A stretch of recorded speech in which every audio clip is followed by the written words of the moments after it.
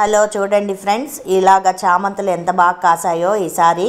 Only పేడ, ఆవు పేడ వేయడం వల్ల ఎంత బాగా గుత్తులు గుత్తులుగా వచ్చాయో. నెక్స్ట్ ఎల్లో చామంతి కూడా ఉందండి, అది కూడా చూపిస్తున్నాను. ఇది అయిపోయిందండి, ఎల్లో చామంతి చాలా విరక్ కాసింది. చూడండి చూడండి ఈ విధంగా వచ్చింది. ఎల్లో చామంతి చాలా బాగా వచ్చింది. సో ఈ చామంతులు బోనాంజా లాగా ఎంత బాగున్నాయో చూడండి.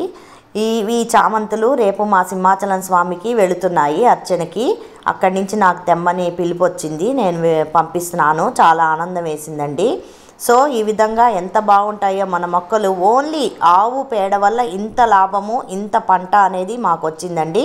ఇప్పుడు కూడా బీరకాయలు, సొరకాయలు అన్నీ రెడీగా ఉన్నాయి, కాపుకి ఎదుగుతున్నాయి మొక్కలు. ఇంకా ఆ కాపు కూడా వస్తుందండి. చూడండి చిట్టి చామంతి మనకు పూలలో బాగుంటుంది. ఇక్కడ చూడండి గోసాల నుంచి ఆవు పేడ తెచ్చి ఇలాగ మా తొట్లకు కూడా ప్లేస్ లేకుండా నేను పిడకల్లాగా తట్టాను. ఇది మనకు భోగి మంటకు బాగుంటుంది. ప్లస్ ఈ ఆవు పిడకలు అనేది మనం ఇంట్లో ధూపంలాగా వెలిగించుకోవచ్చండి.